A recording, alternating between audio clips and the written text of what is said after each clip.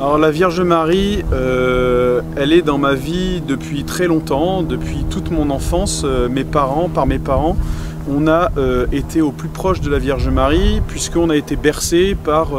Saint Louis-Marie Grignon de Montfort à la maison, et sa prière de consécration à la Vierge que nous récitions quotidiennement. Ensuite, il se trouve que je suis l'aîné d'une famille de 4 enfants et j'ai 7 ans d'écart avec ma petite sœur.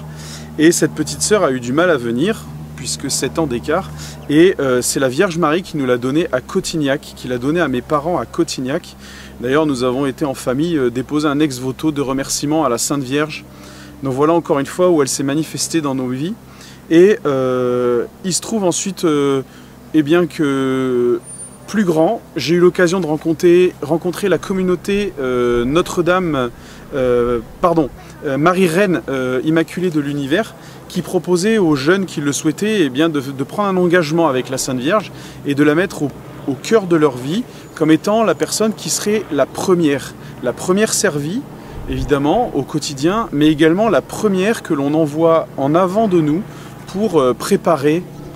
la route, préparer la place, préparer les relations humaines, les rencontres de la journée, etc. Donc dans ce quotidien-là, la mettre en première et être avec elle, faire des petites choses avec elle du quotidien. Et maintenant aujourd'hui, donc père de famille à mon tour, eh bien il se trouve qu'on a eu la chance, l'opportunité de se rapprocher du rocher de Notre-Dame de Rocamadour par ma profession, et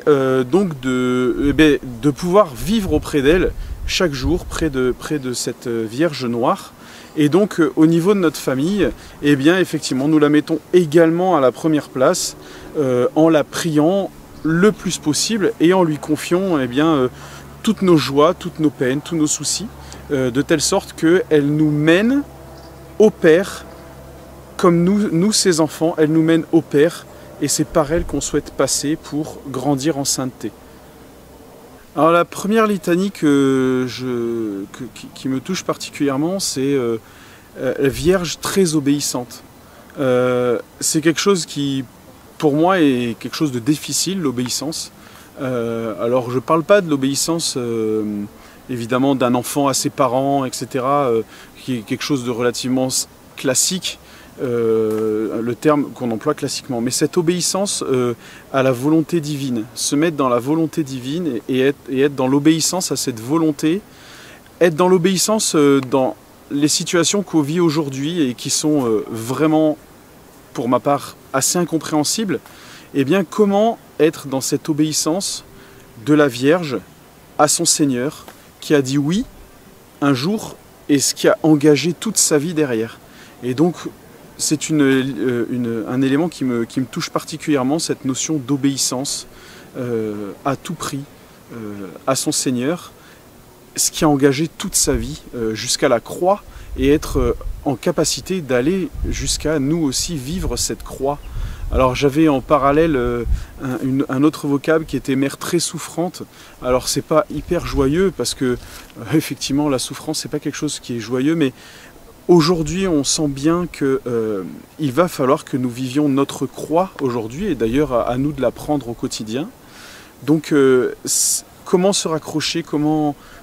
faire en sorte que la Sainte Vierge nous aide à vivre cela, étant donné qu'elle a déjà tout vécu par l'intermédiaire de son Fils. Mais il y aurait plein de vocables à choisir également, parce que voilà, on aime rendre gloire, on aime louer, donc Marie digne de toute louange, effectivement, voilà, c'est quelque chose aussi qui nous anime au quotidien, qui m'anime personnellement au quotidien, et qu'on essaye de vivre en famille, cette action de grâce perpétuelle pour les bienfaits de notre Seigneur, et donc le vivre aussi dans le cœur d'une maman, et le vivre donc par Marie.